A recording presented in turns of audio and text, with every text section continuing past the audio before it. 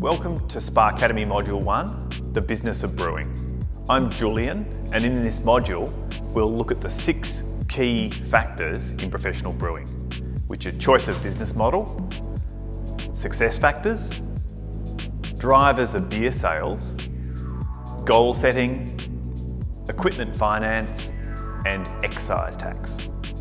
The first decision that's good to make is which of 2 business models you prefer: retail brewing, which is brewing and serving on site, or distribution brewing, which is large volume, lower margin manufacturing beer. Brew and serve on site involves a lower turnover but a higher margin, and it's important to remember that you must do 5 times the volume in distribution to make the same money that you would on your own taps. Typically, pub brewing is labour intensive. The cost of labour is a larger proportion of the cost of beer. There's a hospitality focus, and it's very much about placemaking. Whereas distribution brewing has focuses on large scale equipment that's capital intense and salespeople or distribution wholesale trade relationships to achieve access to market. Number 2, the key success factors in pro brewing are site selection, business planning, speed to profitability, equipment choice, marketing planning, launch planning, and branding. Taking those one at a time, with site selection, it's pivotal. You must take a plan and find a site that delivers the success of your plan, not the other way around.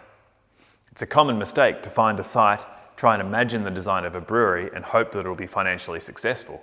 Instead, if you have a clear view on what you want to achieve with a business plan, it's relatively easy to select a site that will optimise for that success in that plan.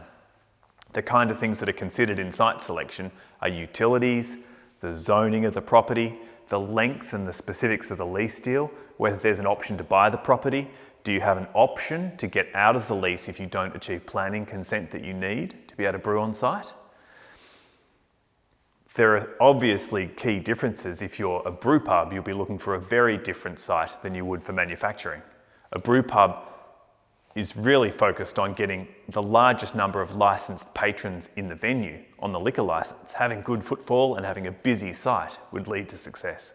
Whereas in distribution brewing, often it's about logistics and access to the site, scale for expansion, the actual cost of the property per square metres, and the utilities and the infrastructure that are critical for that scale of manufacturing operation. Business planning is what this is all about. Success is completely determined ahead of time by planning carefully. There's nothing complicated and nothing difficult. Having built 50 breweries in the last 8 years around Australia, we've worked with a lot of people to deliver a lot of different successful businesses, and we're well placed to understand what works and what doesn't. More importantly, what you should focus about and what is irrelevant and you don't need to worry about. In particular, when business planning, you need to understand the sales level that you have to drive to break even into profitability. Pivotal. You want to look at growth, how marketing drives revenue, understand the amount of capital that's going to be required, and how that capital will be budgeted. You need to be able to forecast growth so that you can track your progress against a budget. It's really smart to undertake a SWOT analysis in your business planning: strengths, weaknesses, opportunities, and threats, to understand the environment that you're playing in once you're in business. It's easier to think these through before you start rather than change them after. Speed to profitability, key focus. Return on investment. How can you minimise the capital intensity of your startup and maximise your growth in revenue to break through into profitability as fast as possible? This reduces risk and focuses your mind on the key things that are important for success. We'll deal with this more in the second module with some specifics of business planning and business modelling. Equipment choice, something close to our hearts here at Spark. You should choose a basic setup that minimises the cost of getting to profitability as fast as possible, but importantly, allows incremental expansion to be able to grow your business over time. Often that expansion is not about money, it's about forethought. And by allowing the floor area, the utilities and the power, and the infrastructure to cater for expansion, it's relatively easy to clip tanks in and take advantage of what you've set yourself up for. We talk a lot about the second summer. Once you're in business, in the steady state, and let's face it, after 2 years in business, everyone wants a holiday. It's important that you're able to expand and do really well beyond your first year. Marketing plan is super important. Rather than spray and pray, it's important to focus your marketing on key things that you can measure and test and really understand the linkage between what you can do and what you can control and driving sales. Don't leave it to chance, but actually understand what you can do to ensure success. Launch planning is natural and easy once you've thought it through and nothing complicated, but it massively de-stresses and de-risks startup, again, by drawing your mind to the small number of the most important factors in startup and launch.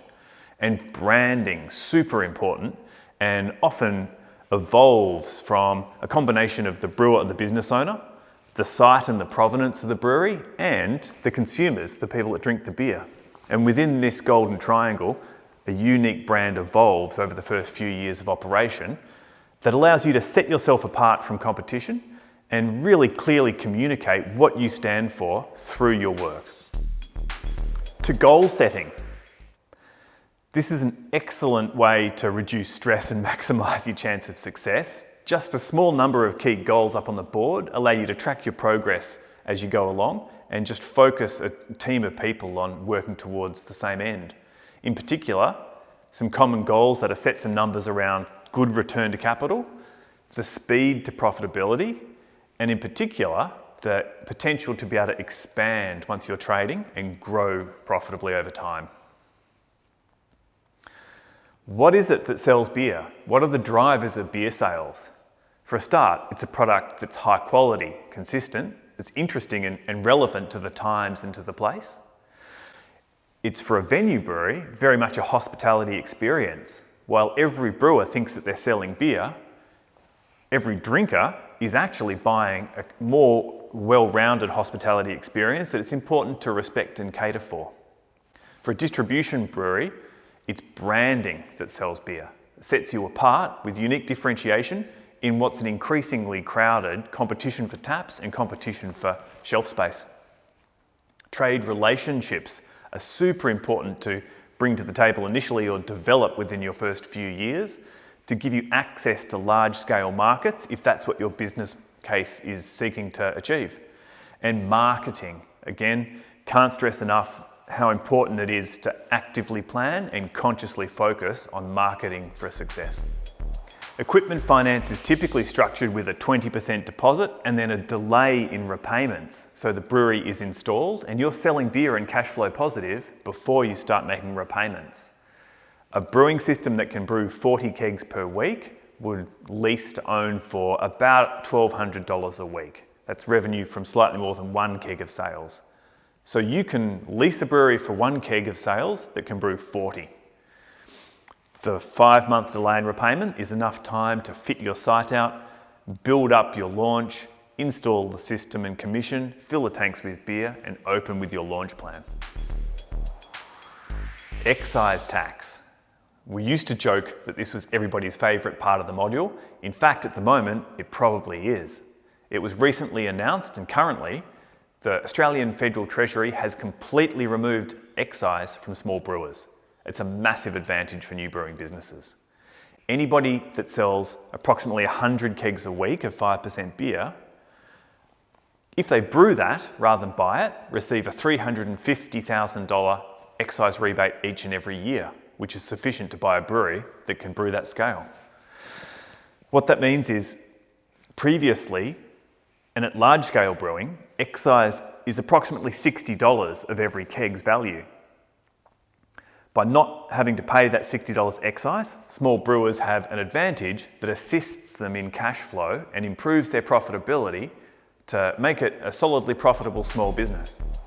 In summary, there are 6 key factors in planning a business, and if you attend to each of these, you'll find your own path and you'll identify for yourself from a range of options what's likely to suit you in business, and this should facilitate you in developing a business that not only plays to your advantages, but stands apart from anything else that's out there and quite importantly, allows you to see any blind spots that exist within yourself or your team so that you can bolt in the additional components that are required. Good luck. Jump onto the Spark Academy website, download this content, and stay in touch to watch the next section.